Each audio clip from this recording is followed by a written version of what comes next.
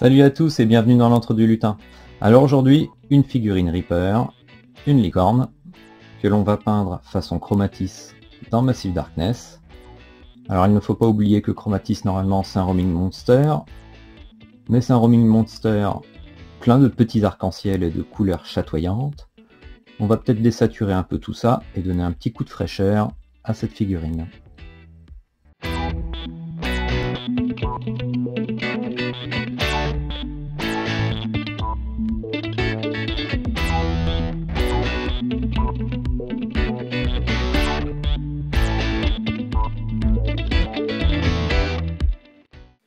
Donc après dessouclage, ressouclage et sous-couche blanche, on va essayer de faire un petit dégradé de gris pour faire ressortir la lumière plus de la tête. On va faire un lavis gris qui va descendre vers le bas. On fait descendre les pigments vers le bas, voilà.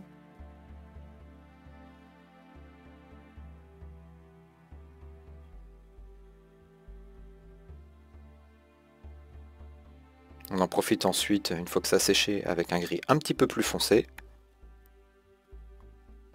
Pour la partie la plus basse. On fera les transitions plus tard.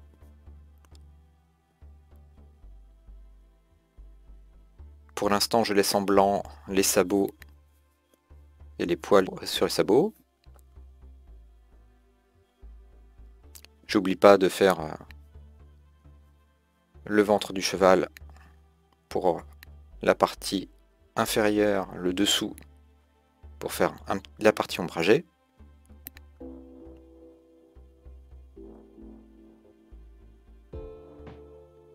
Pendant que ça s'assèche, on peut se permettre de faire une espèce de petit mélange d'Intensity Ink contraste en bleu assez clair pour les poils du sabot et la base, parce que la base, j'ai utilisé une des techniques que j'avais mis dans une vidéo pour les socles hivernaux.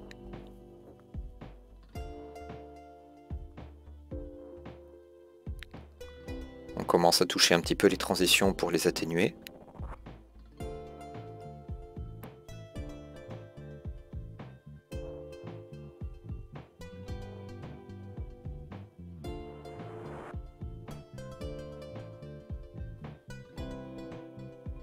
Maintenant on s'attaque un petit peu plus au poil. Vu que ça a séché, je fais un deuxième passage parce que je trouvais que c'était un peu trop clair.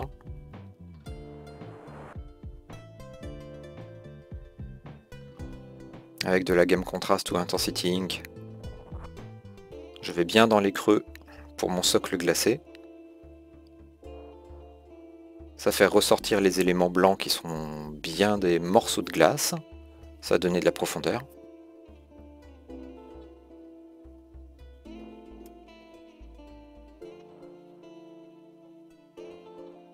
Je garde la même teinte que ce que j'avais mis au-dessus, mais en pur. J'en profite avec mon petit mélange de tout à l'heure pour commencer la crinière. Donc je vais faire la base de la crinière en bleu, avec un mélange de contraste bleu clair, pour faire la base de la crinière. Et le reste de la crinière, je le ferai comme le Chromatis classique. Là, un petit coup sur les sabots pour les faire ressortir avec un gris bleuté.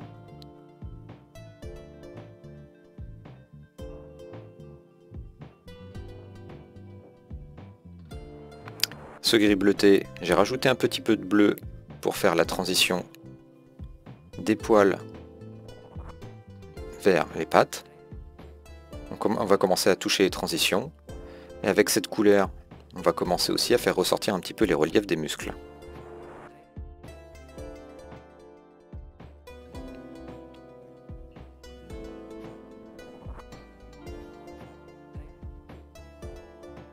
On peut se dire que les creux du haut, car le haut va rester relativement clair et blanc, les creux vont être aussi foncés que les parties claires qu'on va utiliser pour le bas.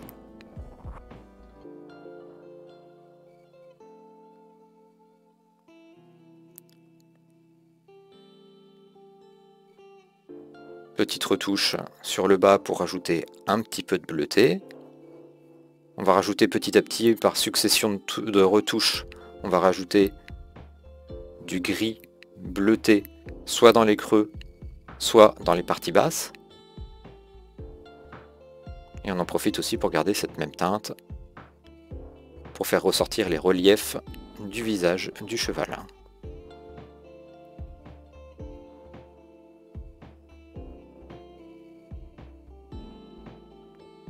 Comme je disais tout à l'heure, entre les parties très claires et les parties plus foncées du bas, ce qui va permettre d'ombrer la partie claire du visage va peut-être permettre d'éclaircir les parties du bas.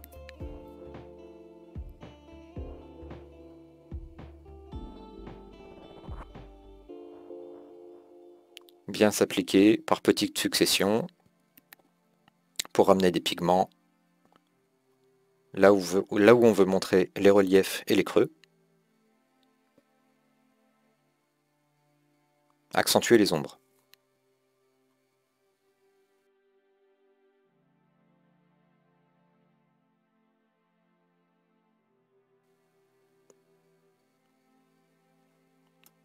On continue avec cette petite teinte en rajoutant un petit peu plus de bleu pour faire la transition sur les parties ombragées.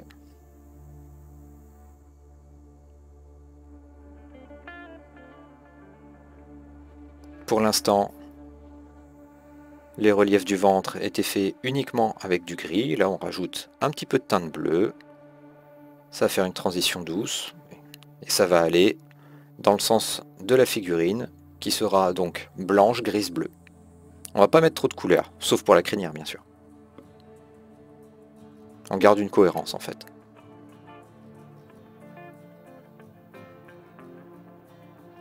Le bleu va nous apporter un petit peu la partie fraîche, comme si c'était un reflet du sol quelque part, comme si c'était un reflet du sol qui ramenait le bleu, ou inversement, on verra bien ça avec le soclage plus tard.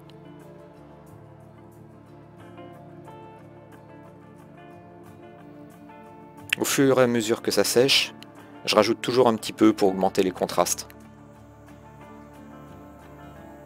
Le tout est de toute façon de s'appliquer avec des couches fines qui se superposent, pour que les transitions soient les plus douces possibles.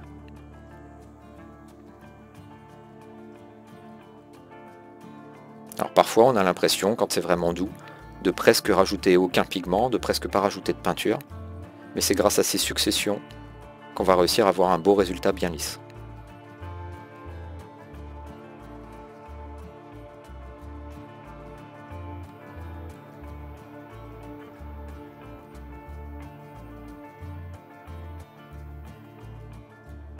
Là je passe rapidement sur le fait que j'utilise des contrastes, enfin l'équivalent chez Green Stuff World, pour faire la crinière et la queue. D'ailleurs j'ai vu sur cette figurine du coup que j'étais assez déçu de certaines des teintes de Green Stuff World. Parce que malgré tout je suis quand même avec un sous-couchage blanc. Et je trouvais que l'accroche et le pigment n'étaient pas exceptionnels. Je m'attendais à plus de couleurs sur certaines teintes. Du coup, on va dire que c'est une pré-couleur et que je rajouterai plus de couleurs avec des teintes pures plus tard.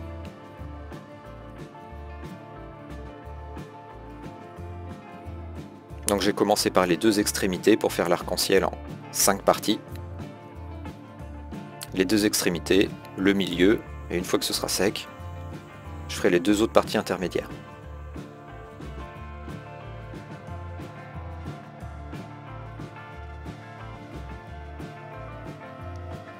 Là je rajoute un petit peu de bleu pour rajouter un petit effet givré, glacé, pour ajouter un petit peu de transition entre les reliefs. Là on voit bien par couches successives que maintenant le bleu que j'ai mis dans les parties sombres ressortent beaucoup et sur les reliefs également.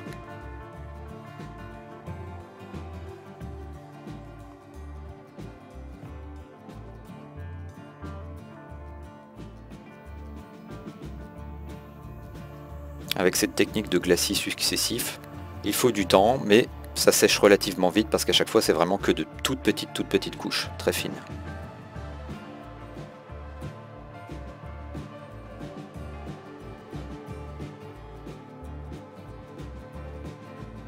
On continue, toujours avec les mêmes teintes, hein. Quelque part, à part la crinière et la queue, c'est quand même une peinture monochrome. On accentue au gré des envies. Et on voit bien qu'avec ces teintes, du coup, Chromatis rend un effet beaucoup plus frais.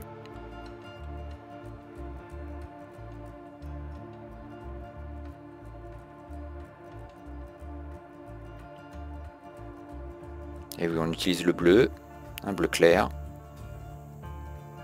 une couleur froide dans le cercle chromatique. Du coup, avec du blanc pur, j'essaye de finaliser, de faire ressortir certains reliefs. Les parties hautes des reliefs, les parties hautes des muscles, en blanc.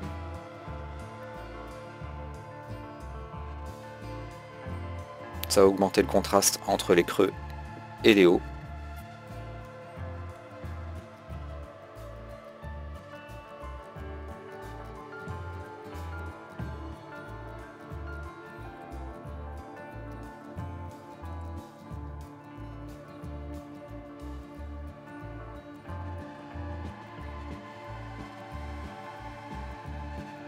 On finalise un petit coup sur le visage, même si le visage de toute façon il a été en blanc depuis le début, qu'on n'a fait aucun traitement.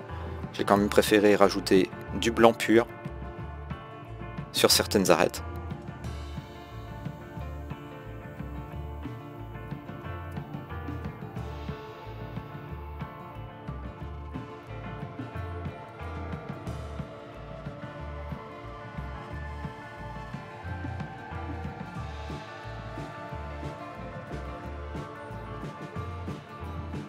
N'étant pas content du contraste qui avait été mis sur la crinière, de toute façon, il fallait finaliser avec des couleurs pures.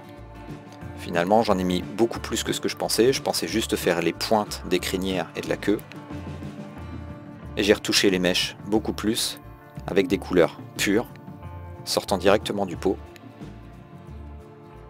J'ai pas voulu les mélanger avec de l'eau, qu'elle soit trop fluide, parce que sinon ça allait aller dans les creux et gâcher mon travail avec les gammes contrastes.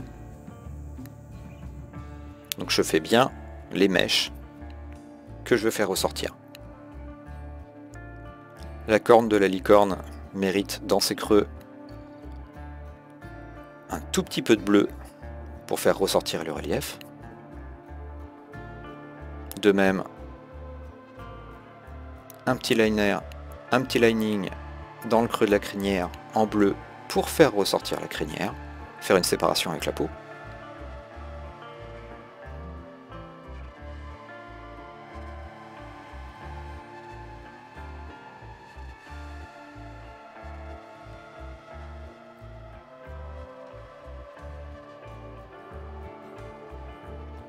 On peut se permettre du coup, pour rajouter un petit peu de contraste, effectivement, dans les poils des sabots.